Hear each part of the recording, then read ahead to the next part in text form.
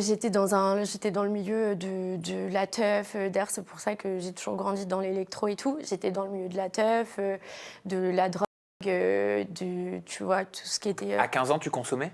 Ouais, ouais. Et du coup, j'étais qu'avec des gros dealers. Je vivais dans des squats. Donc, dans le cross, on devait se fiancer. Et dans les Marseillais d'après qu'il y a eu à Cancun, on devait annoncer le fait que je sois enceinte. Ils voulaient que je sois enceinte au mois de septembre. Mais on était séparés au mois de septembre. Mais ils voulaient que je sois enceinte au mois de septembre. À Dubaï, ils ne faisaient que d'en parler. Tant bien qu'on a couché ensemble sans protection, etc., etc. Et qu'au moment où il a pris l'avion, j'ai eu très, très, très, très, très peur. Quand tu sais qu'un enfant, ça te rapporte 150 000, 200 000 euros par mois parce que vous êtes deux, mais t'as des gens, ils font des enfants pour 10 000 euros. En fait, quand j'étais à l'intérieur, que les caméras se sont coupées, on m'a dit, en fait, Luna, tu fermes ta bouche, pour pas dire autre chose. Grâce à moi, tu vas être connue, grâce au fait que je t'ai trompée. Donc pourquoi tu te plains? Et Greg m'a dit la même chose, et Julien m'a dit la même chose, et toutes les personnes qui étaient sur le tournage des Marseillais m'ont dit la même chose. C'est normal, on est tous passés par là. Moi, Manon, je l'ai trompé 200 fois, et même si j'en avais pas forcément envie, mais regarde aujourd'hui combien on gagne. Avant qu'on se fasse tous plaisir avec le mot de passe SAM35 qui permet d'obtenir moins 35% sur tout le site de Pin Up Secret, prends quelques secondes là, maintenant, pour télécharger l'application Pin Up Secret qui vient de sortir. Si comme moi, tu kiffes les soins Pin-Up, que tu sois sur l'Apple Store, que tu sois sur Google Play, prends quelques secondes maintenant pour télécharger l'application Pin Up Secret qui vient de sortir. L'application Pin Up Secret te permettra d'obtenir des prix club toute l'année au travers d'abonnements. Je te donne un exemple, le savon teint précieux passe à 15,08 € au lieu de 26 grâce au prix club. Pour l'heure, il est temps de préparer nos essentiels soins pour l'été et pas besoin de se surcharger. Vous allez voir, je vais vous présenter les 3 produits essentiels pour une peau bien nettoyée, bien hydratée et bien rafraîchie. Bien nettoyée grâce au savon teint précieux au lait de chèvre. Grâce au savon teint précieux, je prépare ma peau à recevoir la crème solaire. Je l'utilise 7 jours sur 7, en routine le matin et le soir. Le savon teint précieux de Pin Up Secret au lait de chèvre, il mousse de folie. Je le trouve super agréable pour pouvoir nettoyer ma peau en profondeur. Je l'utilise aussi d'ailleurs en démaquillant. Et pendant l'été, histoire de ne pas me surcharger, je l'utilise aussi en nettoyant pour le corps. Résultat, une peau nette, nettoyée, les impuretés sont enlevées, je me sens clean. Aussi, info importante, sur le site Société des avis garantis, où Pin Up Secret est d'ailleurs noté 9,3 sur 10, Virginie a laissé le commentaire suivant: la peau est nette, douce et les pores sont resserrés. Parlons hydratation grâce à la crème précieuse au lait de chèvre. Au-delà d'avoir une senteur réconfortante, la crème Pin Up Secret au lait de chèvre est enrichie en huile d'arbre à thé. L'huile d'arbre à thé, c'est un super ingrédient qui est communément utilisé pour réguler le sébum de la peau, pour purifier la peau, donc en diminuant au maximum l'apparition des imperfections. Et puis ça laisse surtout une sensation de plein réconfort. Bien rafraîchir. Vous vous demandez pourquoi j'ai mon sac à main? Tout simplement parce que la Brume Jardin d'Éden, c'est mon produit chouchou qui ne me quitte pas à avoir en permanence dans mon sac à main. Il me suit la journée, il me suit en soirée. Ça me permet de me rafraîchir le teint par-dessus le maquillage, ça me permet de me sentir frais, ça me permet de me sentir requinqué à n'importe quel moment de la journée ou de la soirée. C'est un petit peu comme une retouche, c'est un petit peu comme si je rajoutais de la saveur à un plat. En fait, je me rafraîchis le teint, quoi. Je rappelle que Pin Up Secret est vendu en pharmacie, je rappelle que la chanteuse Shaim en est l'égérie et je rappelle que Kendall Jenner du clan Kardashian-Jenner en a même fait la promotion. Anticipez la valise, anticipez les soins essentiels de l'été, profitez de moins 35% sur l'ensemble du site Pin Up Secret avec le mot de passe SAM35. Alors rendez-vous tout de suite sur le site www.pinup-secret.fr ou sur la toute nouvelle application mobile. Au-delà de kiffer les soins Pin Up Secret, je vous laisse kiffer la vidéo en compagnie de Luna Sky et je vous souhaite un très bon visionnage.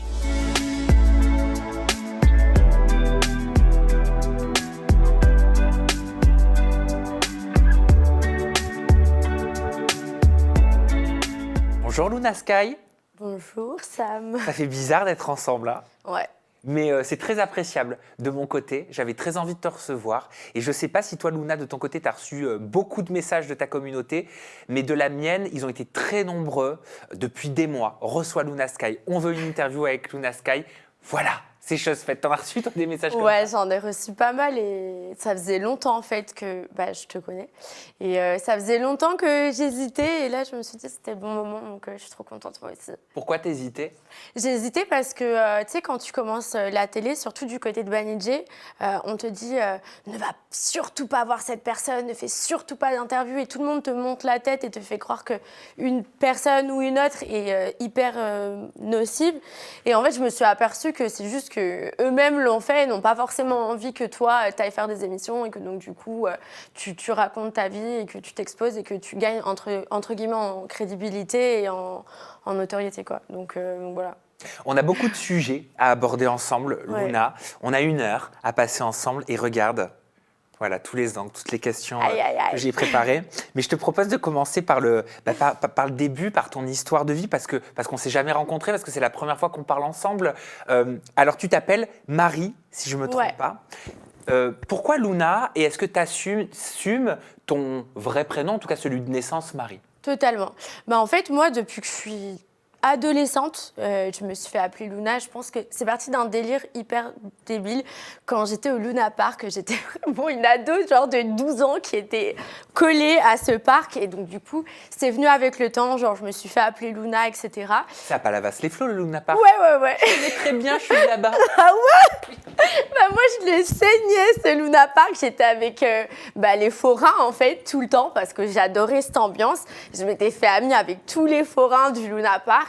Et en fait, j'ai commencé à me faire appeler comme ça, parce qu'à chaque fois que j'allais en colo, ou même quand j'étais dans des classes et tout, il y avait toujours 10 000 Marie, parce que c'est quand même l'un des prénoms les plus portés en France. Et donc, du coup, c'est venu comme ça. Et même avec le temps, on va dire ma mère, tout ça, tout le monde s'est mis à m'appeler Luna. Donc, c'est vrai que je me reconnais peut-être moins bien maintenant avec le temps en tant que Marie. Mais pour moi, c'est mon prénom. Et Marie reste mon prénom. Et je m'en fiche. C'est juste que j'ai vraiment pas l'habitude de l'entendre, en fait, résonner dans mes oreilles. Tu vois. Il y a encore des personnes qui t'appellent Marie aujourd'hui dans ton cercle? Ça peut être... Genre mon grand-père que j'ai dû voir une fois dans les 4 ans ou mon père que j'ai pas vu depuis 2 ans presque.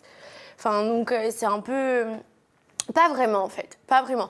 Et j'avais, genre par exemple, je sais qu'il y a eu des personnes qui... En fait, je pense que quand tu prends un espèce de pseudo ou autre, les gens ont tendance à penser que c'est parce que tu fais un rejet de ton prénom, de ta personne, sauf que pas du tout. Moi, c'était juste vraiment parce que j'en avais marre qu'à chaque fois, il y a Marie 1, 2, 3, 4, 5. Et c'était toute petite que déjà en colonie de vacances, ça commençait, quoi. Et donc, j'ai jamais fait un rejet, mais il y a des personnes qui étaient un peu toxiques, genre des ex et tout, qui voulaient s'amuser en fait à me faire du mal en faisant des rappels de mon nom. Et en fait, ça m'a pas saoulée, mais ça m'a créé justement peut-être un énervement vis-à-vis de ça. Parce que du coup, c'est la seule personne dans ma vie qui m'a appelée comme ça, c'est une personne qui m'a fait beaucoup de mal. Et donc du coup, j'aime peut-être pas trop qu'un de mes ex va m'appeler comme ça, mais sinon, les autres personnes, ça me gêne pas. Tu disais que ça faisait 2 ans que tu n'avais pas vu ton papa, c'est long. Ouais. Je peux te demander pourquoi une période aussi longue? Ouais, en fait, mon père, quand j'étais aux États-Unis, déjà, je ne l'ai pas vu parce que j'étais coincée aux États-Unis par rapport à ma green card. Donc voilà. Et après, là, ça fait depuis l'histoire en fait des injections, parce que en fait, quand je suis rentrée en France, mon père, il n'a pas du tout été là pour moi. Il est venu me voir une seule fois à l'hôpital. Et en fait, j'ai vraiment tout perdu. Et mon père, c'est quelqu'un qui est très aisé financièrement. Je viens d'une famille extrêmement aisée de son côté. J'ai grandi en fait avec une famille, chacun de leur côté à l'antipode. Mes parents ont divorcé quand j'étais toute petite et ils n'ont strictement rien à voir. Genre Ok. vraiment. Donc très aisé du côté de la famille de ton papa, Ouais. un peu moins du côté de celle de ta Pas un maman? peu moins, pauvre. Pauvre. Très pauvre pauvre. carrément. Oui. Et genre, moi, ma mère, là, par exemple, elle vit la moitié de l'année sur une île où il n'y a pas de route, pas d'électricité. Elle vit avec des panneaux solaires, des fours solaires qu'ils fabriquent eux-mêmes. Si elle va fumer une cigarette, elle va avoir un briquet qui capte le soleil avec des miroirs. Genre, c'est vraiment des hippies, mes parents. Donc la contradiction a fait partie de ta construction. Ouais, complètement. J'ai grandi dans 2 univers qui sont complètement opposés. Tu préférais quel univers? En fait, j'ai toujours été tiraillée entre les deux univers et c'est pour ça que tous mes potes ils disent que je suis une hippie dans un corps de bimbo parce que j'ai toujours été à l'arrache, genre je vais pas me maquiller, je peux me retrouver à me rouler dans la gadoue ou dormir par terre, je m'en fiche. Mais en même temps, j'ai mon côté où voilà et ça dépend de quel pied je me lève quoi. On en parlera tout à l'heure, hein, du drame que tu as traversé pendant 2 ans et demi après des injections que tu as fait au niveau du fessier. Mais j'aimerais juste rebondir sur ce que tu viens de nous partager, si je peux me le permettre. Tu as dit que ton papa n'avait pas été très présent pendant que tu as eu cette phase, pendant que tu as été longtemps en hôpital. Comment tu l'as vécu ? Je l'ai très mal vécu parce que je pensais que, en fait, en sortant, pour moi, quand tu perds tout dans ta vie, les seules personnes que tu vas pas perdre, si grâce à Dieu tes parents sont encore vivants, c'est tes parents. Et moi, je comptais vraiment sur mes parents. Ma mère, elle est extrêmement, elle a pas d'argent et j'ai un beau-père qui m'a adoptée, donc qui est son mari. J'ai énormément de chance, mais Tu as 2 papas. ouais. Et en fait, lui, du coup, mon papa qui m'a adoptée, ça fait 25 ans qu'il fait de la médecine chinoise et de l'acupuncture. Il fait ça strictement pour aider les gens. Il n'a jamais voulu gagner un centime avec ça. J'ai grandi avec lui beaucoup à l'hôpital parce qu'il a eu 2 leucémies, ce qui a fait qu'il n'a pas pu vraiment beaucoup travailler d'un autre côté parce qu'il était, scientifique. Donc, il développait en fait des verres de lunettes chez Essilor, je ne sais pas si tu connais. Bref, donc il est très pauvre. Et ma mère et mon père adoptif, c'est des gens, alors qu'ils n'ont rien, ils ont une association caritative pour aider les enfants pour aller à l'école en Afrique. Et moi, ils vont emprunter de l'argent à droite et à gauche, quitte à manger des pommes de terre du matin au soir. Et que mon père, à côté biologique, lui, ait énormément d'argent et me dise « Ah, je me suis acheté une maison, là je fais la piscine creusée, puis je me fais un jacuzzi, et là j'ai mon sauna, et là j'ai mon hammam, et là j'ai mon hara, et mes chevaux, et mes machins, et qui ne veuillent même pas me donner de quoi rebondir en fait, parce qu'en plus de ça, je me suis fait voler mon ordinateur quand je suis partie avec un tournage avec Nabil, tu vois. Donc j'ai vraiment tout perdu, parce que mon ordinateur, c'était la seule chose qui pouvait me permettre de rebondir avec ma musique. C'était super compliqué. Et en fait... mon père, il n'en avait rien à faire, quoi. Il voyait ma mère se saigner pour moi et mon père adoptif se saigner pour moi. Il n'a jamais voulu avancer quoi que ce soit. Tu penses que tu pourrais reprendre contact avec lui un de ces jours ? Non.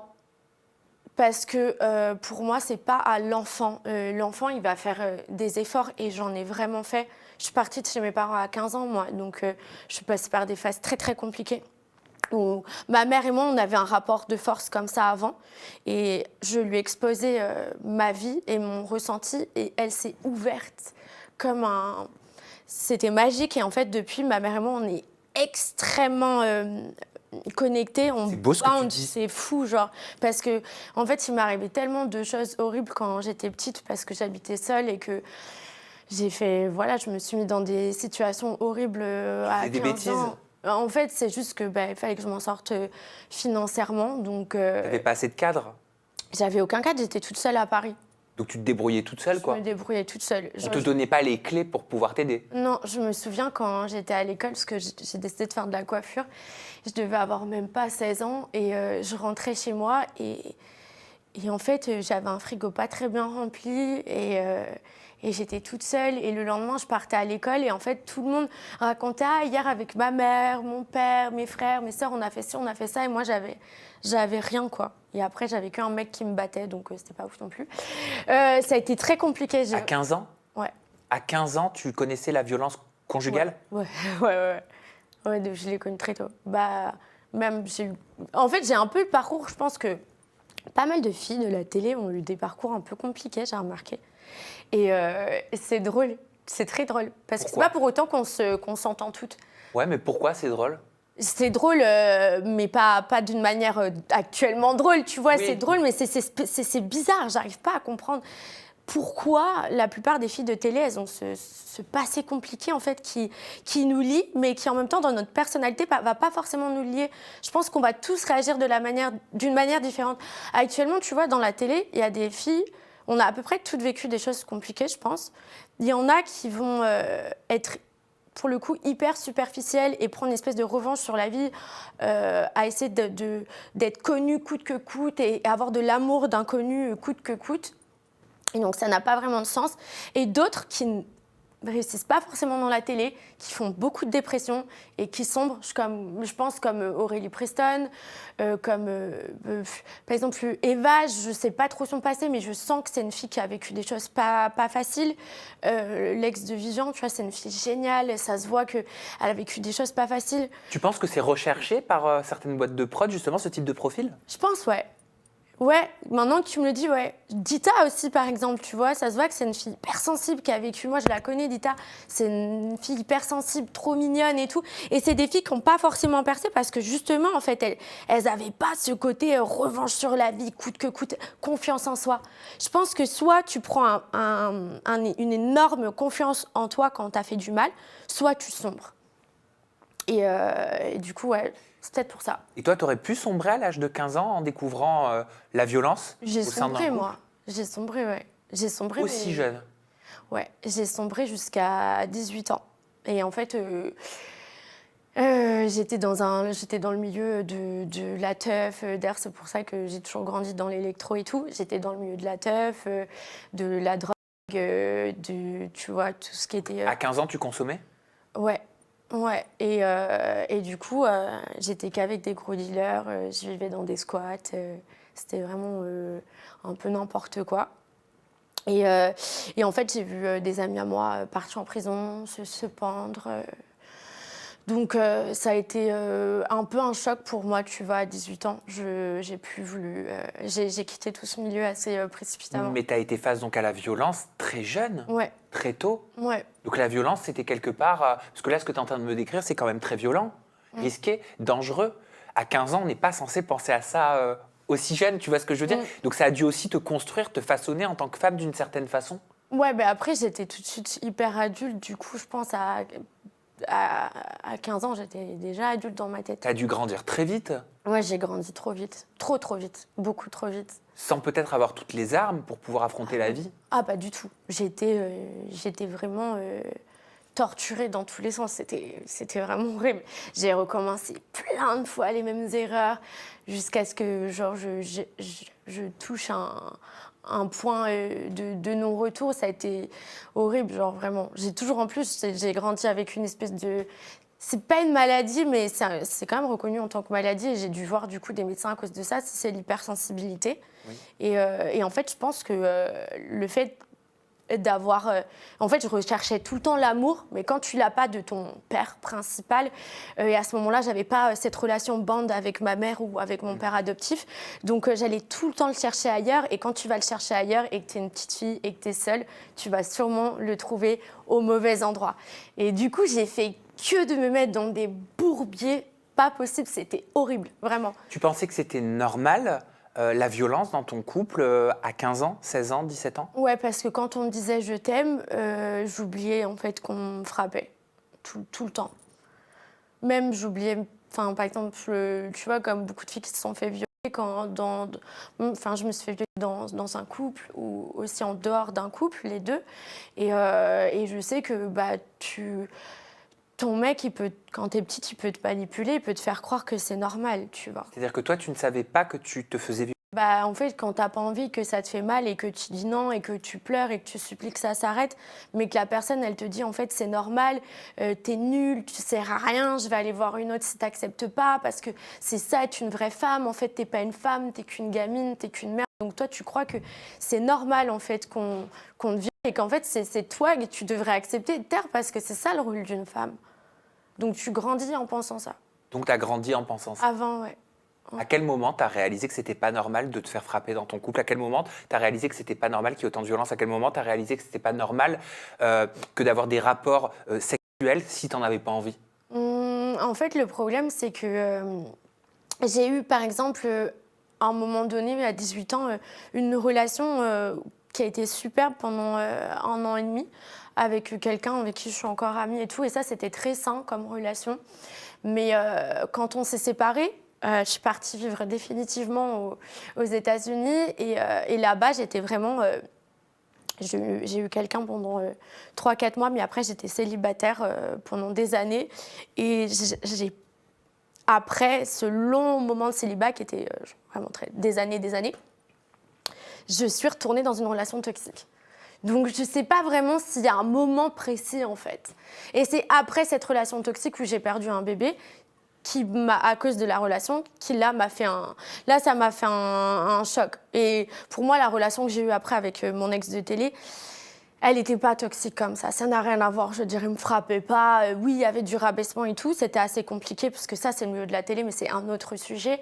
Mais je pense qu'après la perte de mon bébé, c'était vraiment genre là où je pense que j'irais plus vers quelqu'un qui me frappe, quoi. Tu penses que tu as perdu cet enfant parce que tu étais dans une relation violente? Ça a été prouvé en fait par les médecins. J'ai fait 2 threatened miscarriage. C'est en fait quand ton corps il fait des débuts de fausse couche et en fait tu perds du sang, donc tu es à l'hôpital et on te donne des calmants, des machins et on attend de voir si ça part ou pas.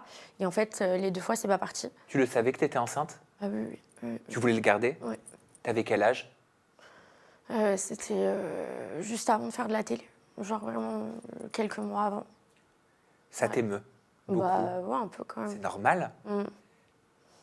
Tu vis encore, quand tu y repenses, tu le revis avec douleur? Ouais. C'est en fait quand tu veux un bébé, c'est pas comme quand tu le veux pas parce que du coup tu t'endors avec, tu lui fais des câlins, tu lui parles et en fait la relation elle se crée avant même que tu accouches. Elle se crée dans les rêves, elle se crée dans le toucher, tu ressens beaucoup plus en fait parce que tu le veux cet enfant et tu l'aimes avant même qu'il soit au monde. Donc c'est très compliqué, j'ai fait des cauchemars même parce que du coup on a dû me forcer l'avortement. Et on m'a rapatriée en France à cause de ça. Et pendant des mois et des mois, je le sentais encore. Genre, tu rêves, tu es encore enceinte et tu te réveilles et tu sens son cœur qui bat dans toi, mais en fait, il n'y a plus rien, tu vois. C'est genre hyper compliqué. Donc, ouais, c'est traumatisant. Mais je me dis que quand j'aurai un enfant, il y aura un bout de lui dedans. Et voilà. Et c'est pour ça que j'ai une appréhension assez compliquée au niveau de mon corps, des garçons, que là, ça fait 2 ans que je suis célibataire, que je n'ai pas beaucoup d'aventures et tout, parce que pour moi, maintenant, mon corps, c'est encore plus la maison de mon enfant, tu vois, même s'il n'est plus là. Donc, voilà. J'ai cucu à mort. Non, moi, je trouve pas. Moi, au contraire, je te trouve cruellement dans la vie. T'es pas la seule à vivre ça. Bah ouais, je sais. Mais c'est dur quand on le vit. Ouais, c'est dur. Ça va? Ouais, ça va. On continue? Oui, ça va. Moi aussi, tu m'émeus beaucoup. Quand tu parles de ton ex de télé, tu parles de Paga. Quand tu dis, quand je t'entends dire, alors il n'y a pas eu les coups, il n'y a pas eu tout ce que j'ai vécu dans le passé, etc. Mais il y a eu du rabaissement, c'est encore autre chose. Qu'est-ce que tu veux dire par là? Qu'est-ce que tu entends? C'était plus de la... Enfin, en fait, je trouve que quand la violence psychologique et physique, elle est mêlée, c'est très hardcore. Mais après, là, c'était plus... En fait, c'est arrivé... Pour moi, c'est un mec qui est bipolaire. Genre, vraiment. C'est une maladie, hein, la bipolarité. Mais vraiment, je pense. Et ça, c'est un syndrome que tu développes quand tu grandis à travers les écrans. Tu as fait 10 ans de télé. Tu as été 10 ans de ta vie à faire des scénarios, de la manipulation pour une audience. Et en même temps, tu es en train de te construire en tant qu'adulte. Et en même temps, tu as ta vie à côté. Mais tu deviens complètement déséquilibré. Moi, il y avait des moments où il était à fond dans le spirituel, la profondeur, des discussions incroyables, et d'autres moments où tu te disais, mais c'est pas du tout la même personne, en fait. Des moments où il était fou amoureux, et dès qu'il captait que, en fait, son image, machin et tout, bam, un fou qui faisait peur.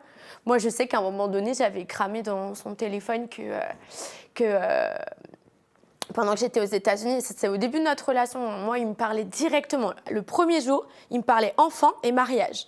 Le deuxième jour, il a organisé un dîner avec ses 3 meilleures amies qui étaient en couple. Donc, j'étais avec 3 nanas et ses 3 meilleures amies et on a fait un énorme dîner, le deuxième jour où je l'ai connu.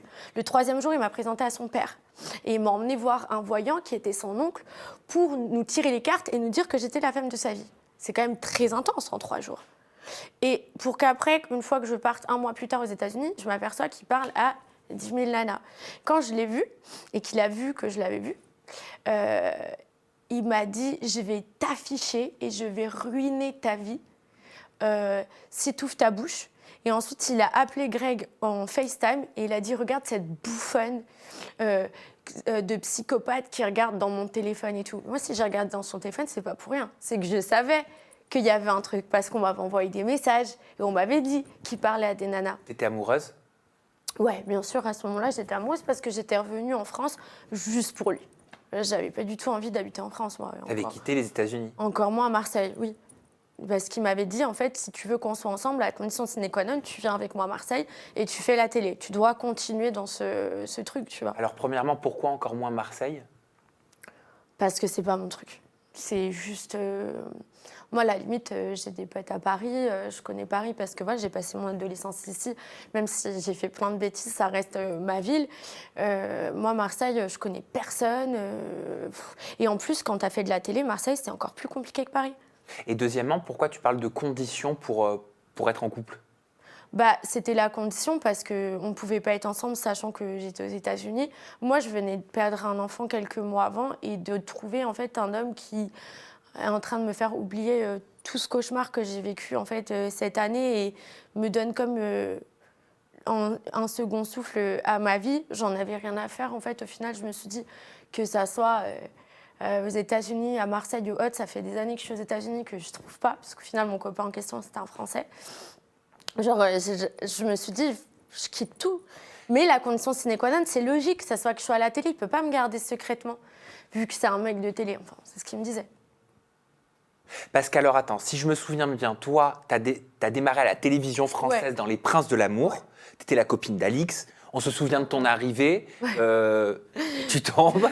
Voilà, arrivée fracassante, on peut le dire. Ta relation avec Paga, elle commence quand? Elle commence 3 jours après, 3 jours ou 4 jours après ma sortie des Princes. Des Princes de l'amour. Ouais. D'accord. Donc tu l'as pas du tout rencontré dans les Marseillais, hein? Pas du tout. Ok. Et tu savais, c'est quand que tu avais appris qu'il avait une relation avec Isabeau? En étant avec lui au tout début. Isabeau, c'était ta copine à l'époque? Ouais.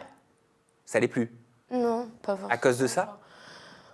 C'est juste que je suis pas forcément... En fait, j'ai pas besoin d'amis, en fait. Moi, de base, j'ai déjà plein d'amis, une super famille et tout. Donc, j'ai pas besoin de me faire amie avec des gens de la télé. La plupart des gens de la télé ou des influenceurs, ils ont, je pense, pas trop d'amis. Et donc, du coup, ils sont là à se faire meilleurs potes avec des gens qu'ils viennent de rencontrer. Moi, non, je vais pas me forcer. Et la plupart des gens, en plus, à la télé, ils sont amis parce que ça leur est bénéfique. Et je veux pas ça. Donc, je préfère être dans mon coin, en recul, toute seule, quitte à avoir ma petite communauté qui me suffit, tu vois. Et c'est avant le tournage des Marseillais à Dubaï que vous prenez une maison ensemble avec Paga? En fait, le lendemain, quand on se rencontre, il m'emmène sur le terrain d'une maison qu'il veut acheter. Et il me demande si ça me plaît, si il nous voit avoir des enfants dans cette maison, grandir, évoluer dans cette maison, etc. Et je lui dis que oui, tu vois, je nage sur un petit nuage, même si c'est très rapide. Je lui dis que oui. Et en fait, de là, moi, je faisais de l'intérieur design. Donc, de là, après, il a acheté la maison. Il a eu son crédit. Il a acheté la maison. On a fait les plans ensemble. Et moi, je me suis occupée, en fait, de faire tout un peu l'intérieur design de la maison. La salle de bain, la chambre, la cuisine, le salon. C'est pour toi ou c'est pour ta relation avec Paga que tu acceptes de faire les Marseillais à Dubaï? En fait, le truc, c'est que comme je faisais de la musique depuis longtemps, j'aimais bien la télé, mais je voulais juste un petit coup de pouce vis-à-vis de la télé. Tu vois, quand je suis arrivée en tant que candidate, ils m'ont mis en avant vis-à-vis de mon métier DJ. Et ça, c'était trop cool. Parce qu'en fait, ça ne me faisait pas perdre en crédibilité, ça me donnait juste un coup de pouce. Maintenant, les Marseillais, je savais que c'était autre chose. Les Marseillais, c'est les dramas. C'est très dur. Si tu es dedans à fond, c'est compliqué parce que c'est des histoires de tromperie, de machin et tout. Maintenant, il m'avait promis qu'il ne me ferait pas de mal. Sauf que, clairement, moi, ça m'a fait du mal et je ne l'ai pas pris. Parce qu'en fait, il m'a trompé au détriment de faire du buzz. C'est-à-dire ? En fait, quand j'étais à l'intérieur, que les caméras se sont coupées, on m'a dit, en fait, Luna, tu fermes ta bouche, pour pas dire autre chose. Grâce à moi, tu vas être connue. Grâce au fait que je t'ai trompée, Donc pourquoi tu te plains? Et Greg m'a dit la même chose, et Julien m'a dit la même chose, et toutes les personnes qui étaient sur le tournage des Marseillais m'ont dit la même chose. Est-ce que c'était D'où tu te permets de pleurer, de le faire passer pour un connard, alors que c'est grâce à lui qu'aujourd'hui tu vas être connu? Si tu avais trompé avec Léna à l'antenne, Ouais. c'est ça? Sauf que moi, je suis arrivée, je ne m'attendais pas à ça. En fait, je m'attendais à ça un petit peu parce que j'avais gardé mon ordinateur et que je parlais à Alex Guidi qui était 2 étages plus haut et qui venait de se faire jarter des Marseillais. Et en fait, je lui ai envoyé un message codé par e-message parce qu'en fait, lui et moi, on adorait la pizza au camembert. La pizza au camembert et du coup je lui ai envoyé yo pizza camembert t'es là parce que on m'avait dit qu'il y avait un candidat qui était sorti et qu'il fallait surtout pas que je le croise, donc je me suis dit ok, le seul c'est Alex, donc je lui ai envoyé ça et au final il m'a dit tel étage, telle chambre, j'ai couru, je suis allée, il m'a raconté beaucoup de choses, je pleurais, j'étais vraiment pas bien tu vois, mais il m'a dit juste il a embrassé une fois. Et en fait, quand je suis arrivée, c'était pas du tout le cas. Ça a été encore plus que ce que j'imaginais. Et moi, ce qui m'a fait du mal, c'est, tu sais que j'ai perdu mon bébé, que je te refais confiance, que je suis déjà dans un mood qui est assez compliqué, tu vois. J'ai une vie pas facile, que je suis hypersensible, je te demande de pas me faire ça. Pourquoi tu le fais? Qui te disait ne te plains pas, estime-toi heureuse d'avoir été trompée à la télé, tu vas devenir une star? Tout le monde. Est-ce que c'était plus des candidats hommes ou des femmes qui te le disaient? Candidat homme. Donc les hommes, la plupart des candidats Les hommes... femmes aussi, mais oui, hommes. Ok. Ouais. Et pourquoi? Comment ils te justifiaient le fait qu'il fallait que tu sois heureuse d'être trompée? Bah parce que c'est normal, on est tous passés par là. Moi, Manon, je l'ai trompé 200 fois et même si j'en avais pas forcément envie, mais regarde aujourd'hui combien on gagne. Je lui ai dit donc en fait tu t'es prostituée parce que clairement coucher avec des femmes à droite et à gauche alors que t'en as pas forcément envie parce que ça fait du buzz, bah, c'est exactement la même chose. Et il m'a dit ouais et alors regarde combien je gagne. Ils sont encouragés, ces candidats, par des membres de la prod à vous tromper? Et en fait, ils le savent. Et c'est là que je te dis qu'il y a une espèce de maladie psychologique, c'est qu'ils sont brainwashed. Ils savent que tromper, faire de l'audimat, faire du buzz, ça va ramener du coup de l'audimat et donc du coup des vues, de l'argent, plus de placements de produits, plus d'argent. Donc c'est un engrenage. Et je t'ai entendu dire dans une de tes vidéos YouTube, j'avais pas envie, en parlant de ta rupture avec Paga, j'avais pas envie de faire comme toutes les autres candidates, elles ont fait, pour justement au final faire des enfants. Ouais, parce que moi depuis le début c'était ça. C'était on va afficher notre relation, on va se tromper. Il me dit ça, mais t'inquiète pas, juste un petit bisou comme ça et tout. Moi, je lui ai dit non, pas de bisou. Il me dit ok, pas de bisou. Et au final, il y a eu 5 galoches et il s'est mis en couple. Et c'était horrible. Genre, je me suis dit à la limite, un petit truc, genre en mode un câlin. Pour moi, j'étais dans les bisounours. Je me suis dit, il va faire un câlin. Je vais être là, oh putain, un câlin, mais c'est horrible. Mais non, ça a été vraiment très compliqué. Et en fait, après, c'était. Donc, dans le cross, on devait se fiancer. Et dans les Marseillais d'après qu'il y a eu à Cancun, on devait annoncer le fait que je sois enceinte. Attends, comment c'était prévu tout ça? Bah, c'était lui qui me disait ça, il avait tout ça de prévu. Il voulait que je sois enceinte au mois de septembre. Mais on était séparés au mois de septembre. Mais il voulait que je sois enceinte au mois de septembre. À Dubaï, il ne faisait que d'en parler. Tant bien qu'on a couché ensemble sans protection, etc., etc. Et qu'au moment où il a pris l'avion, j'ai eu très peur. Et j'ai pas... En fait, ce qui s'est passé, c'est que j'ai piraté son WhatsApp parce que j'allais partir à LA. Et je me suis dit, si à LA, il est droit, j'accepterais de tomber enceinte. Mais s'il ne l'est pas, c'est mort. Et en fait, du coup, j'ai pris la pilule du lendemain. Et je suis partie à LA et j'ai vu qu'il était... en plus, c'était pas que les tromperies, tu vois. C'était aussi beaucoup la fête. Et ça a été ça qui a fait tout ce... Tu penses qu'il y a des candidates qui ont accepté de faire des enfants parce qu'on leur a demandé? Bah, bien sûr, mais c'est pas parce elles étaient d'accord avec ça. Je pense qu'elles n'ont pas accepté parce qu'on leur a dit viens on fait un enfant. C'est tous les deux on a envie de faire un enfant parce qu'on sait que ça va nous rapporter énormément d'argent. Quand tu sais qu'un enfant ça te rapporte 150 000, 200 000 euros par mois parce que vous êtes deux, mais t'as des gens ils font des enfants pour 10 000 euros de nos jours. C'est des fous les humains. Putain, c'est fou de dire ça, mais oui, les humains, c'est des fous. Ils font des enfants pour de l'argent, ils tuent pour de l'argent. Tout le monde fait tout pour de l'argent, tu vois. Donc, clairement, faire des enfants pour avoir 200 000 balles par mois, je peux te dire qu'il y a beaucoup de gens, et pas que des gens qui font de la télé, qui le feraient. Moi, non. Parce que j'ai un rapport avec ce que j'ai vécu. Je suis trop... Moi, mes parents, en plus, c'est des hippies, tu vois. On a grandi... Vraiment, tout le monde le dit, je suis perchée. Je suis trop dans les énergies, machin, le spiritisme à fond. Je peux pas, j'arriverai pas. Mais il y a d'autres personnes qui sont différentes et je juge pas, tu vois. C'est normal, on est dans une société qui est hyper attachée au superficiel. Tu penses qu'il y a une sorte de complicité entre des candidats et des membres de la prod? Bien sûr. Ah, c'est sûr et certain. Bah oui. Bah, c'est pour ça que j'ai plus fait de télé après, par exemple. Pourquoi? Bah, vis-à-vis de Maëva. Parce que quand Maëva, je la protégeais, il n'y a eu aucun souci.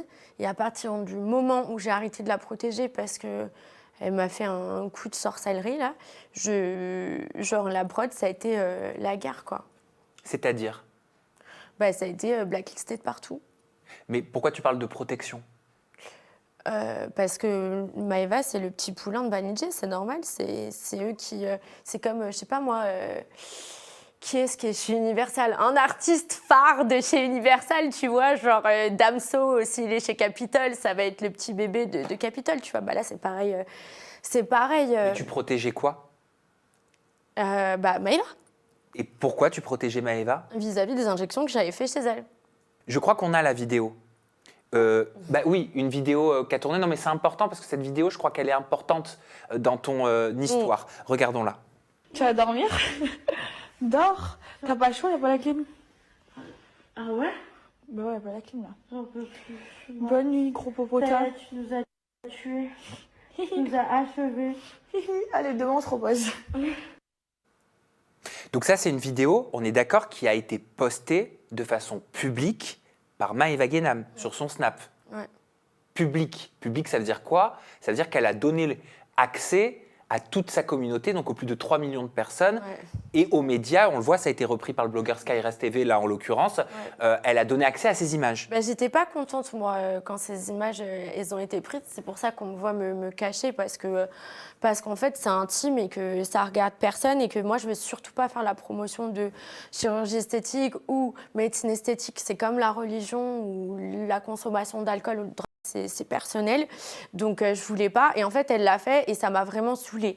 Mais maintenant, tant mieux, parce qu'au final, ça m'a protégée sur ma parole, parce qu'elle, elle a essayé de faire croire que j'avais fait ces injections chez elle à son insu. C'est-à-dire? En fait, un jour, moi, je la protégeais, donc je passais pour une menteuse pendant plus d'1 an. Je me faisais insulter dans tous les sens. Sur les réseaux? Ouais, c'était très compliqué. Mais moi, en fait, mon ami, c'est la famille que je choisis, donc je vais te défendre, quitte à me faire insulter, taper, je m'en fiche. C'est mes amis et ma famille avant tout. Donc, je l'ai protégée. Et un jour, elle a cru que j'allais parler sur le plateau d'un blogueur. Nabil? Ouais, c'est ça. Parce qu'on lui a dit. Et en fait, pas du tout. Mais elle a anticipé en m'appelant et en m'enregistrant et me disant oh, t'as fait des injections chez moi. Si c'est vrai, tu les as fait à mon insu. Je vais porter plainte contre toi et contre le chirurgien en question, etc., etc. Elle a cité son nom. Hein. Et en fait, elle enregistrait en même temps.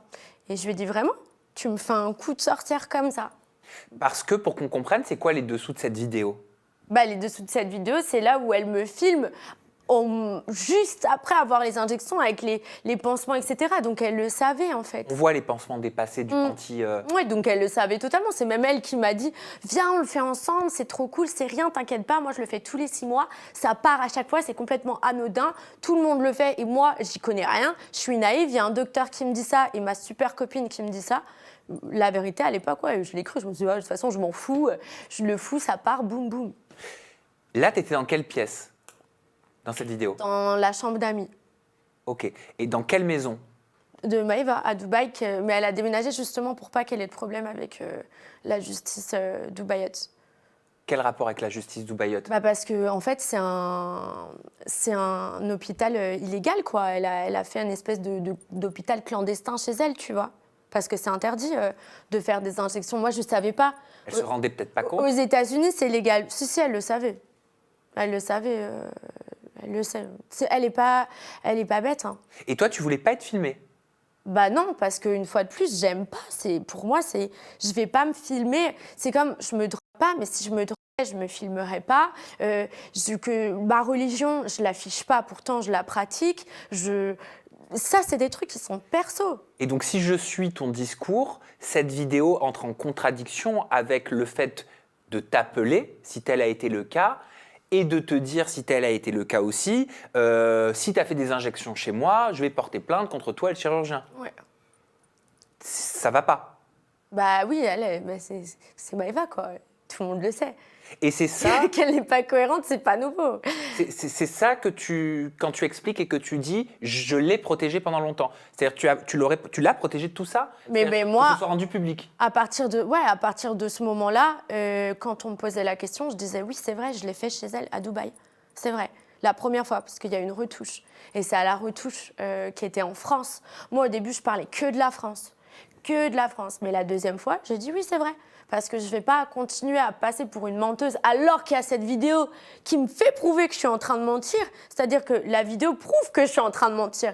Mais moi, quitte à passer pour une débile, je dis non, c'est faux. Parce que je ne veux pas que ça sorte de ma bouche. Je ne veux pas la mettre dans la bouche. Tous les foudres que tu t'étais pris des réseaux sociaux. Exactement. Je crois que je me souviens bien qu'il y a 2 ans, les vraies agiatrices et agitateurs doivent le savoir, on en avait parlé sur Aja. Et je crois même que tu avais dit c'est faux ce qu'ils disent sur Aja. Mais ouais. Et très honnêtement, je ne t'en veux pas et je ne t'en voulais pas parce que je comprends pleinement la complexité par laquelle tu es passée. Et même vis-à-vis de la prod, vis-à-vis de tout, en fait. Genre, vraiment, tout le monde voulait que je me taise. La prod te disait quoi Et par moi, en fait, ils me faisaient croire que j'étais encore leur petite, tu vois. Ah, on t'aime trop, on est désolé, on est là pour toi, t'inquiète pas, on va être là, etc. Et ça, c'est juste pour que tu te taises. C'est juste pour que tu te taises. En fait, ils savent trop bien te manipuler pour que tu les protèges, en fait, tout simplement. Est-ce qu'il t'a été dit clairement, à un moment donné, ne parle pas de Maëva, ne dis pas que tu as fait ces injections chez Maëva? Non. Non. Non. Ça c'est pas vrai, non. Non, il n'y a jamais eu ça. En vrai, non. Pourquoi elle n'a jamais pris la parole? Je suis en train de réfléchir au même moment. Maëva. Parce qu'elle sait que sa parole, là, pour le coup, à part se mettre dans la mouise, ça ne va pas l'aider.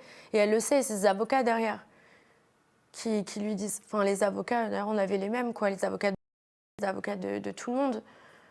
Ils disent de ne pas parler parce que ça va te mettre dans la merde. C'est comme moi, il y avait eu une diffamation que je devais faire. Je devais porter plainte contre Paga. Au mois de septembre, donc au moment où je tombais malade, parce qu'il avait inventé que j'étais prostituée et qu'on s'était quitté pour ça, alors qu'on s'est quitté parce qu'il m'a trompée. Où ça avait été dit ça? Sur ses réseaux. Et ça a été repris de partout. Que c'était une escorte à Los Angeles. Quand elle partait à Los Angeles, elle partait faire une escorte avec un sugar daddy. C'est pour ça que j'ai quitté Luna. Et deuxièmement, je vais vous dire un truc en plus. Luna, quand elle est venue dans les Marseillais contre le reste du monde, c'était tout simplement qu'elle voulait avoir plus de followers et qu'on parle d'elle. Elle s'est mise avec Tristan en couple alors qu'elle était en couple avec un mec sur Marseille, alors qu'elle voulait plus aller à Marseille. Et en fait, à cause de ça, même encore maintenant, j'ai un copain et on le vit très mal dans notre couple. Genre, encore aujourd'hui, j'ai fait des tentatives de suicide vis-à-vis de ça. C'est-à-dire que la famille de mon copain ou des potes à mes copains, ils vont me dire « Ah, mais elle n'était pas pute avant ». Ou je vais aller voir des gens qui vont me dire ça, ou des amis qui vont me dire « Mais oh, c'est vrai, t'as fait ça, genre t'as été vraiment ça, je suis désolée ma chérie ». Genre, c'est assez horrible en fait, surtout quand t'as vécu un truc compliqué avec ton corps et qu'au contraire, genre t'es plus que t'as du mal avec ton corps et qu'on te fait passer pour quelqu'un qui est complètement l'opposé. Enfin, c'est horrible, vraiment. Et en plus, moi, genre, une fois de plus, pour le coup, je respecte plus une prostituée qu'une salope, pour être crue, Parce qu'au moins, elle va pas faire du mal aux gens et il n'y a pas de manipulation. Et la seule personne qui a fait du mal, c'est elle-même. Mais ça m'a fait énormément de mal. Parce que forcément, c'est mal vu dans la société actuelle. Et je me suis pris des manches du caca. Tu prends combien? Alors que j'étais en train de mourir sur mon lit d'hôpital. Vraiment, j'étais à 42 de fièvre, donc en pleine crise de septicémie. J'avais juste mon téléphone, j'en trouvais les yeux. Et les seuls DM que je voyais, c'était des photos de sexe, des vidéos de sexe. Des tu prends combien, mange de la merde, grosse pute, alors que j'étais en train de mourir. Donc bref, je devais porter plainte contre diffamation. Et la prod, les avocats, tout le monde m'ont dit ne le fais pas. Ne le fais pas parce que sinon ça va faire des complications par rapport au tournage. Vous n'allez plus pouvoir tourner ensemble et tout. Donc du coup, on ne pourra plus te prendre dans les émissions. Et Paga, il est dans les émissions. Donc c'est compliqué. Parce que tes injections, ces fameuses injections, tu les as faites et tu pars tourner dans les Marseillais vs le reste du monde. Ouais. C'est ça? Ouais. Dans le cross. Et en fait, 2 mois plus tard, donc il y a l'été qui passe, 2 mois plus tard, j'ai mal. Et au même moment où j'ai mal, c'est là que Paga balance le truc parce qu'il y a la diffusion qui commence début septembre. Et donc, début septembre, il y a eu ce truc de diffamation. Maintenant, quand je suis allée à la police pour porter plainte, enfin aujourd'hui, parce que clairement, quand moi, ça me porte encore préjudice aujourd'hui, quand je fais c'est-à-dire que même à un moment donné, je me souviens, c'était en sortant de l'hôpital, je suis partie du coup vivre au Maroc et j'ai rencontré un mec. Mais j'ai fait là-bas une tentative de suicide parce que je me dis, je sors de l'hôpital, je viens de vivre un truc horrible et de là-bas, le mec s'est venu à ses oreilles. Et donc du coup, il m'a pris pour une... Et c'était horrible à vivre, genre vraiment. Ça veut dire que quand tu tournes dans les Marseillais vs le reste du monde, tu as les injections. Ouais. Mais tu souffres pas encore. Non. Les douleurs, elles commencent quand? En fait, août. Mais c'est des douleurs comme c'était des injections qu'il avait fait dans les muscles, chose qui n'est pas légale. En fait, j'avais mal comme des courbatures. Et comme je fais beaucoup de sport, je pensais que c'était des courbatures. Ouais. Et je peux te demander, avant qu'on avance dans l'histoire, pourquoi tu as voulu faire ces injections? Est-ce qu'on t'a mis des complexes? Est-ce que c'est la télé-réalité qui t'a poussé à le faire? Est-ce que c'est des candidates? Est-ce que c'est un ex? Est-ce que c'est un mec? Alors, il y a eu du coup 2 injections. Il y a eu la première fois où j'étais en couple avec Paga encore, donc au mois de mai à l'anniversaire de Maëva. Là, c'est vrai qu'il me disait beaucoup de réflexions, t'as perdu des fesses, etc. Mais j'avais repris un petit peu parce que j'avais repris du poids. Et j'avais les creux, les hip dip. Et Maëva me dit, ah, fais-le, machin, moi je le fais tout le temps, c'est trop cool. De toute façon, dans 6 mois, t'as plus rien. T'avais son pote, le chirurgien, qui me disait exactement la même chose. Donc je l'ai fait plus pour un délire. Maintenant, entre-temps, 3 semaines se passent. Je me sépare, je perds 10 kilos. Et là, j'arrive au 11 juin et je suis en France. Et en France, j'ai tout perdu, en fait, ce que j'ai fait, plus mes fesses à moi naturelles. Et comme le chirurgien me dit, ben, refais-le. On va t'en remettre plus parce que de toute façon, là, t'as plus de fesses. Du coup, on va te redonner un galbe, ça tombe. C'est pas joli. Donc, du coup, moi, je l'ai fait. C'est là que j'ai fait des retouches sous anesthésie générale, en France. Sous anesthésie générale? Des retouches? Ouais. C'est comme ça que Non. c'est pratiqué? Non. Tu as eu combien d'injections dans les fesses? Apparemment, une 40aine par fesse. Donc un peu plus de 80 au total? Je crois, oui. Alors que le site en question en préconiserait une dizaine. Ouais, mais il préconise parce que c'est de la médecine esthétique et il est là le trick. Ok. À quel moment tu réalises que tes douleurs ne sont pas normales? On s'est aperçu plus tard que pour le coup, il y avait eu des choses qui ont pu potentiellement du coup rendre les injections mauvaises. Et au moment de la retouche en France? Ouais. Au téléphone, Luna, tu m'as parlé d'un blackout. Je n'avais pas entendu parler de cette histoire. Tu m'as parlé d'un blackout de 24 heures que tu dis avoir eu. Ouais. Qu'est-ce que c'est, ce blackout? Bah, en fait, moi, de base, j'ai... Enfin, ça, c'est ce qui fait un peu les problèmes que j'ai depuis 2 ans, on va dire, psychologiquement. Mais c'est un peu compliqué En fait, quand je suis sortie... Bon, en gros, pour la faire courte, quand j'ai fait les injections, donc au mois de juin, donc les retouches, je suis montée à Paris. Moi, de base, j'avais un Airbnb à Marseille.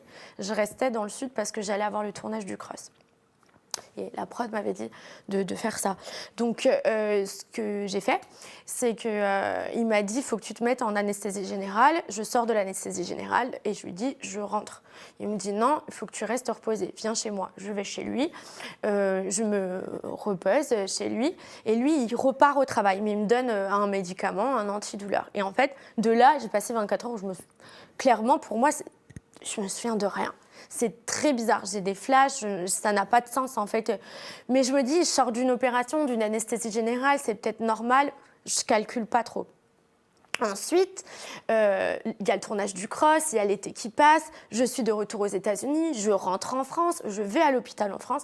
Et là, j'ai 3 jours de battement où je peux enfin sortir de l'hôpital pendant 3 jours parce que c'est Noël. Et vu que le professeur était ami avec ce chirurgien et qu'il me faisait croire, ce chirurgien, qu'il s'occupait de moi ensemble alors que c'était faux. Je l'ai su plus tard par l'hôpital Tenon que c'était complètement faux, qu'en fait il me manipulait.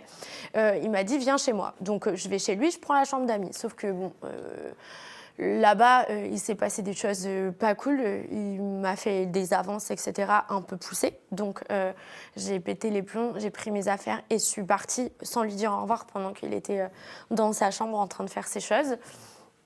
Et là, à ce moment-là, en fait, je ne lui ai plus du tout adressé la parole et j'ai compris que c'était un malade mental. Et donc, la guerre a commencé entre nous et j'ai arrêté de le protéger. Et après, je retourne directement, en fait, genre un jour plus tard, je retourne après que je parte de chez lui à l'hôpital. De là, j'enchaîne les opérations, les interventions. Et en sortant de l'hôpital, quand je vais un peu mieux, mais que j'ai encore des interventions à faire, je ne peux pas rentrer aux États-Unis. Donc, je vais m'installer au Maroc. Et au Maroc, je vais m'installer chez un ami à moi qui s'appelle Alex. Et je lui parle du fait que depuis mon ex-paga, j'ai plus de rapport intime avec des hommes. Et que j'arrive plus, en fait, j'arrive plus, j'ai peur, je sais pas comment m'y prendre, en même temps, j'ai pas d'envie, c'est pas normal, je suis une femme, je devrais pas être comme ça, je sais pas comment faire. Et il me dit, mais tu dis n'importe quoi, t'as pas eu de rapport depuis le paga, comme ça, quoi. Je lui dis, mais comment ça? Il me dit, bah, t'as bien couché avec ton chirurgien. Et là, je lui dis, quoi? C'est complètement malade. Enfin, quand un pote à toi il te dit ça, tu pètes les... Enfin, moi, personnellement, je me suis énervée parce que je me suis dit, attends, je connais mon corps, je sais avec qui je couche, quoi. C'est pas comme si je couchais avec quelqu'un tous les jours. Je te dis que j'ai pas de rapport depuis mon ex, je n'ai pas de rapport depuis mon ex. Arrête de m'inventer une vie. Et là, il me dit, non, mais Luna, je te dis pas du tout ça pour t'énerver. Calme-toi, on s'est eu en FaceTime. T'étais à moitié nue dans son lit et il était avec toi habillé de la même manière. Donc, c'est logique, vous étiez tous les deux tout nus dans son lit, quoi. À moitié nus, tout nus, voilà, quoi. Et là, en fait, dans ma tête, ça a fait un gros boom et j'ai été sans rien dire pendant plusieurs mois. Et après, je suis partie voir mon avocat de l'époque.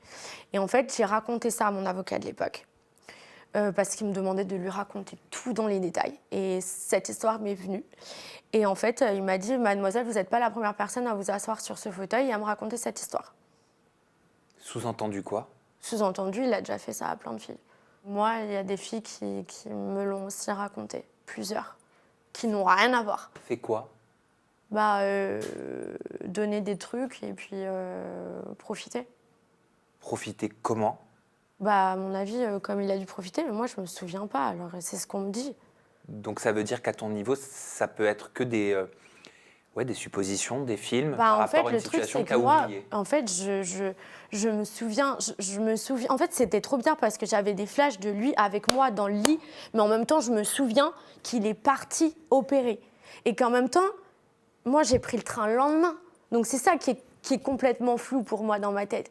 Et je ne peux pas m'avancer parce que je ne me souviens pas exactement. Je sais que je peux essayer de me rappeler qu'il soit collé à moi, mais après, je me dis, si ça se trouve, c'est de la parano. Mais en même temps, vu les propositions et ce qu'il a osé me faire quand j'étais chez lui, après, et que là, pour le coup, j'étais de pleine conscience, et vu tout ce que les autres filles ont eu et ce que mon avocat me dit, bah, ça a été assez compliqué. Et d'ailleurs, en interne, tout le monde est au courant. Est-ce que vous aviez une relation particulière? Avec... Franchement, c'était mon ami. C'était vraiment quelqu'un, quand je me suis séparée de mon ex, genre il me serrait dans les bras, il me disait t'inquiète pas, tu vas t'en sortir, l'amour ça existe. Donc toi, tu le voyais comme un ami. Vraiment, vraiment, comme un ami. Comme quelqu'un, tu vois, tu sais, on va s'appeler ça va bébé, mon amour, tu m'as trop manqué, merci d'être là pour moi, etc. Mais voilà, c'est une amitié, quoi. Qui a été là pour toi Quand tu as traversé toute cette période? Bah, du coup, la période, elle était tellement longue qu'il y a eu beaucoup de va-et-vient. Il y a eu des candidats de télé quand ça faisait un peu le buzz sur les réseaux que j'étais à l'hôpital. Mais du coup, ils étaient là en story pour me reposter, mais pas en appel ou en DM ou en message. Donc, je considère pas ça comme du soutien. Il y a eu Maëva qui m'a soutenue, je pense, 3 fois, qui a dû être en contact 3 fois avec moi en tout pour justement essayer de se protéger elle. Hein. J'ai compris que c'était... elle gardait en fait cette espèce de chose qu'on avait faussement entre nous, cette amitié fausse qu'on avait entre nous pour se protéger. Qu'est-ce que tu aimerais lui dire si elle était en face de toi? J'ai strictement rien à lui dire à part que je prie pour elle. Vraiment. Pourquoi? Mais pour que son cœur il s'apaise vraiment en fait et que elle trouve vraiment la religion parce qu'elle l'a pas. Genre moi je la connais et là pour l'instant elle a que le diable en elle, elle a que du mauvais et franchement ça me fait de la peine pour elle. Je prie pour qu'elle sorte de tout ça parce que pour moi c'est une âme égarée vraiment.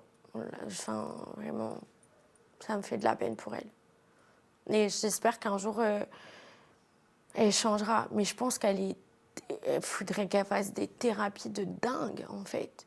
Et là, avec les trucs pas cool qui sont en train de lui arriver en ce moment, peut-être que petit à petit, elle va se rendre compte. Des fois, je me dis ça, puis après, je la revois faire ces trucs et je me dis, ah non, en fait, non, on l'a encore reperdu. Tu penses que l'être humain peut changer? Je pense, mais difficilement. Hein. C'est pas... Tu vois, par exemple, quand t'approches de la trentaine, c'est compliqué. Un enfant, c'est malléable.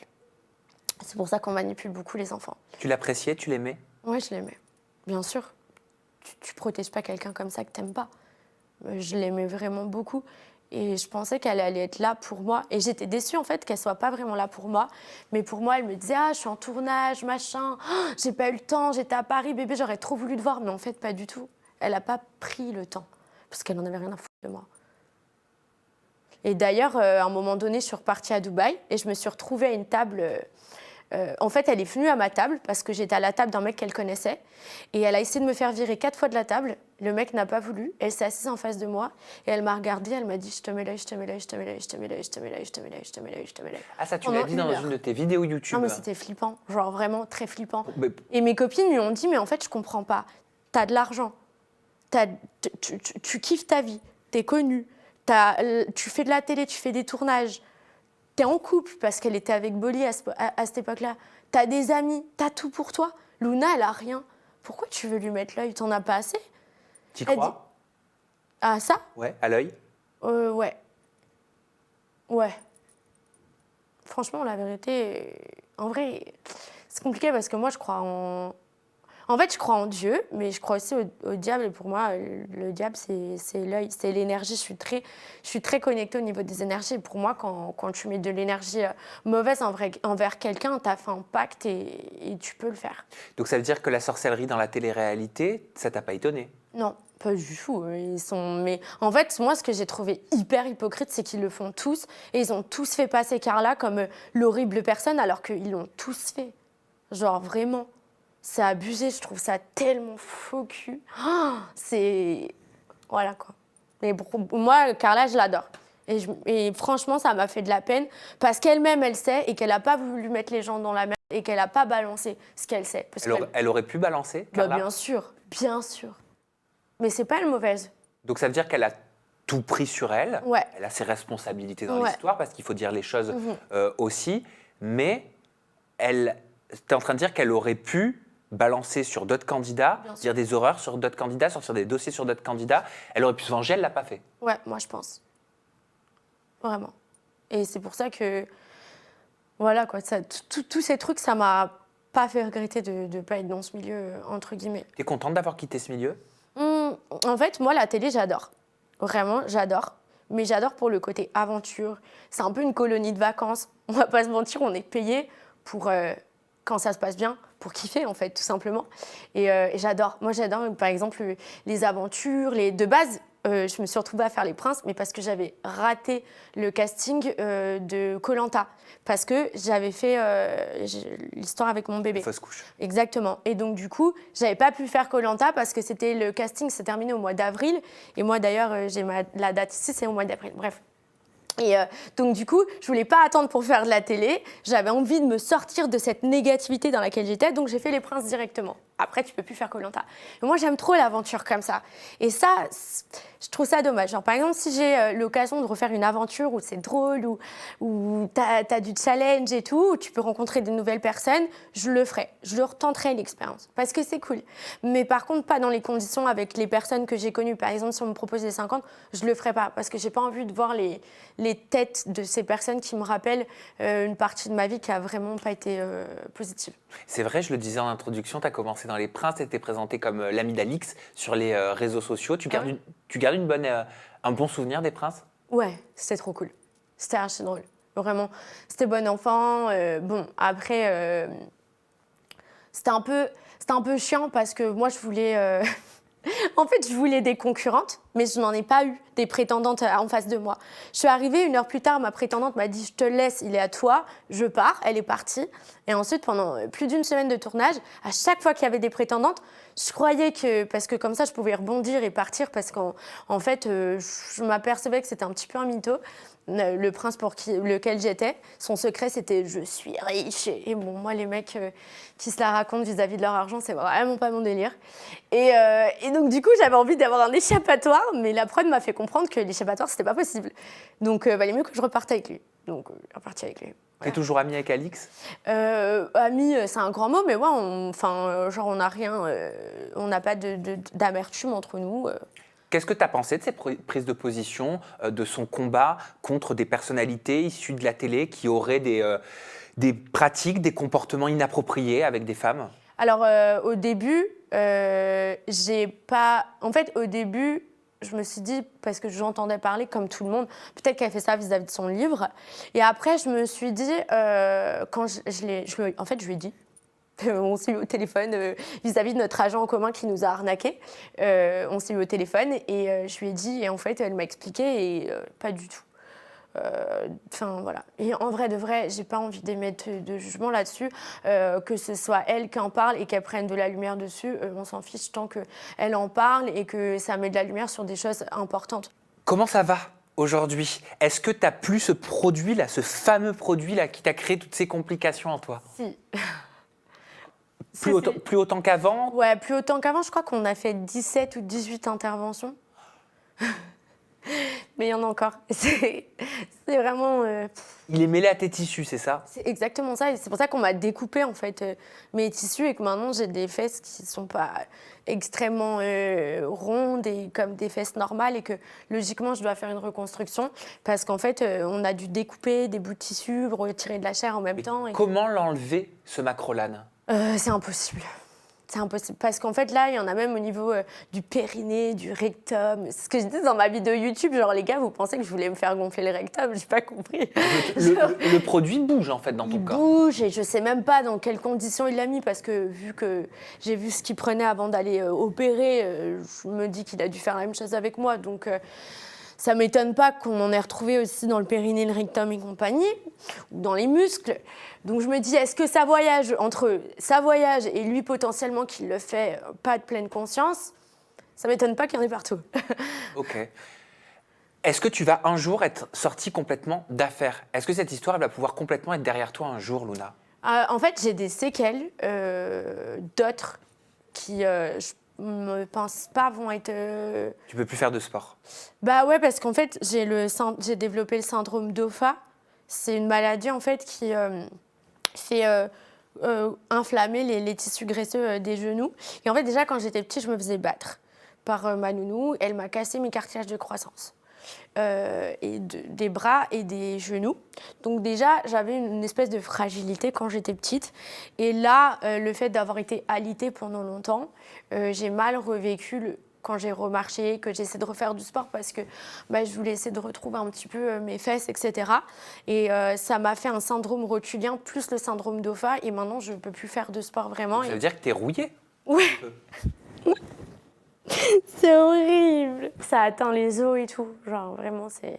En fait, là, du coup, on doit me faire des injections. En plus d'avoir des trucs pour me tenir, C'est des injections. genouillères. Oui. Des genouillères. Infiltration. On doit me faire des infiltrations d'acide hyaluronique. Et oui, et ben c'est ce qu'on fait, figure-toi, je le sais parce que c'est ce qu'on fait aux personnes qui ont des problèmes de genoux, Non, à qui on met des prothèses justement de genoux, tu sais, Ouais. qui souffrent. Ah ouais, et moi, en fait, la seconde étape, du coup, ça sera me mettre des prothèses plus tard de genoux. Ouais, donc pour l'instant, j'espère que non. Mais c'est pour ça que là, je veux essayer de me remettre plus dans des sports doux comme du yoga, du pilates, etc. Et tu gardes le sourire. Et Ouais. tu arrives à en rire aujourd'hui. Et tu arrives Parce enfin à en que je suis rire. vraiment une mamie, c'est grave, j'ai trop honte. C'est trop à mon âge, c'est trop. C'est grave. Gaston, je suis Gaston Lagaffe, j'ai l'impression que c'est moi l'œil, tellement il m'arrive tellement de trucs. C'est pas possible, il y a toujours un truc qui se rajoute. Ça t'a fait prendre conscience que la médecine esthétique ou la chirurgie ne sont pas des actes en fait anodins. Ouais, de ouf. Ouais, bah oui. Et avant, moi, j'avais pas cette approche avec le corps, surtout que je viens des États-Unis. Donc, aux États-Unis, on a vraiment. On est très dans les énergies. Donc, moi, je sais que si je couche avec quelqu'un, il faut que. Mon corps, il est relié à mon âme à ce niveau-là. Mais tout ce qui est enveloppe corporelle, on va dire physique, maquillage, cheveux, chirurgie esthétique et tout, c'était vraiment détaché. J'avais pas conscience que ça avait un impact sur ta santé, en tout cas comme maintenant. Donc ouais. Alors, rien à voir, mais peu le savent, mais j'ai découvert ça dans une de tes vidéos. T'as été fiancée à une femme. Ah Je t'ai dit rien à voir. Hein. Mais parce que je savais pas. Ouais. Je savais pas. Bah ouais, aux États-Unis. Ça n'a pas duré longtemps, hein, mais ouais. J'ai envie de retirer mes chaussures. Mais tu peux. Tu peux. Mais ça veut dire que tu te considères hétéro, tu te considères bi, tu te considères. Non, Non. en fait, moi, je me considère plus. En fait, je vais pas. Comme je suis pas Dieu, je peux pas dire à l'avance ce qui peut se passer. J'en sais rien. J'ai pas envie de dire je suis et de me mettre dans une case alors que ça peut changer. Donc je préfère rien dire.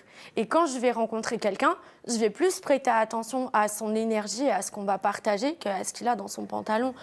Quand tu es amoureux de quelqu'un, parce qu'il s'est passé ce truc que tout le monde veut, l'attirance physique, elle vient, elle suit en fait. Parce que je me considère plus comme quelqu'un de cérébral que autre chose. Moi, les muscles, ça me fait pas kiffer. Genre... au contraire, parce que la plupart qui ont des muscles, ils sont complètement mégalos et au final, c'est des cons. Donc, je vais plus même kiffer quelqu'un qui n'est pas forcément le Don Juan, mais il a un truc qui fait que. Et du coup, ouais, je sais pas, je pourrais très bien tomber amoureuse d'une fille. Ça peut arriver. Maintenant, je pense pas, mais ça pourrait arriver, ouais. Luna, comment tu souhaites conclure ce long entretien qu'on a eu ensemble? Je sais pas. Qu'est-ce que tu aimerais dire? Quel est le message que tu aimerais faire passer? Oh là. D'arrêter de croire sur les réseaux ce qui se passe parce que franchement, je sais qu'entre ce que je suis et mes réseaux, même si j'essaye d'être moi-même sur les réseaux, t'as un univers énorme. Genre, moi, je sais que, par exemple, on me dit que je suis... Clairement, je me considère comme la pire influenceuse parce que quand t'es influenceuse, tu disparais pas 3 jours tous les 4 matins. Moi, je disparais 3 jours tous les 4 matins parce qu'en vrai de vrai, genre, je fais des dépressions de ouf et que j'arrive pas à m'en sortir. Genre, c'est marrant parce que tu me dis que je souris, mais en fait, je souris parce que sinon, genre, je sais que je vais sombrer. J'ai pas le choix de sourire parce que plein de fois, je souris pas et c'est vraiment pas joli à voir et j'ai pas envie de le montrer. Donc, je préfère sourire. C'est mieux. Et si je craque et qu'un jour ça sait que je craque pour le coup, ce qui se passe en dehors de mes réseaux, j'ai pas envie que des gens ils prennent ça comme un exemple en fait, parce que c'est pas bien. Tu craqueras pas. Bah, j'ai déjà craqué. C'est juste que j'ai eu de la chance d'avoir un psychiatre que je peux appeler à 2h du matin, ou ma mère qui roule pendant 2 heures en urgence parce qu'elle ne veut pas que je meure, ou des amis qui débarquent, ou une tentative de qui ne fonctionne pas forcément. C'est juste que moi, tu vois, je vais pas me filmer à l'hôpital quand je fais une TS. Je vais pas le montrer que je suis à l'hôpital pour ça. Je préfère pas. Parce que, en fait, je veux pas que ça se sache. Je préfère que les gens ils pensent que je suis forte et que tu peux tout surmonter dans la vie. Parce que c'est mieux. Tu peux tout surmonter, Luna. Ouais. Et tu vas le surmonter. Ouais, c'est ce que je me dis, j'essaye. Après, tu sais jamais quand le cerveau, il part dans ses... Mais tu as beaucoup de recul et tu es conscience de plein de En fait, c'est ça qui choses. m'aide à en faire de moins en moins. C'est que j'arrive maintenant à me détacher avec toutes les thérapies que je fais. Et c'est plus quand je suis dans un mauvais mood, tout de suite avoir le réflexe d'appeler mes amis, ma famille et de me voir plus comme... une patiente qu'autre chose. Genre, ça va ma petite, respire un coup, tu sais très bien que demain ça ira mieux et donc du coup je vais moins faire qu'avant, tu vois. Luna, je te remercie Merci à pour toi. la générosité que tu as eue tout au long de cet entretien. Merci. Et je vais inviter toute ma communauté à aller se rendre sur tes réseaux sociaux, découvrir ta passion aussi, parce que tu es une jeune fille avant tout passionnée, tu es une comédienne dans l'âme, je sais que tu as commencé dans la... Comment tu sais? Bah parce que je me renseigne sur les ouais. personnes que je reçois, quand C'est même. que personne ne sait ça. Enfin, je crois que j'en ai vite fait parler sur ma chaîne YouTube, mais... Et puis tu fais de la musique aussi. Ouais. On peut te retrouver sur ton compte Instagram et ta chaîne YouTube, il porte le même nom, c'est tout simplement Luna Sky. Ouais, ou et ton compte, Luna Sky. Ça, c'est ton compte TikTok. Ah ouais, voilà. Voilà, c'est It's Luna Sky. Moi, je connais mieux tes réseaux que toi, mais en même temps, moi, ils sont sous mes yeux. À chaque fois, je regarde. Luna, merci beaucoup. Merci à toi. Merci à vous pour votre fidélité, votre loyauté. Même si parfois, vous avez pu vous retrouver indigné quand Luna nous a partagé son histoire, on vous invite avec Luna à ne pas aller sur les réseaux des personnes concernées pour les insulter, pour dire du mal, pour cracher votre venin. Ça ne fait rien avancer et ça ne t'aidera pas. Ah non. Voilà.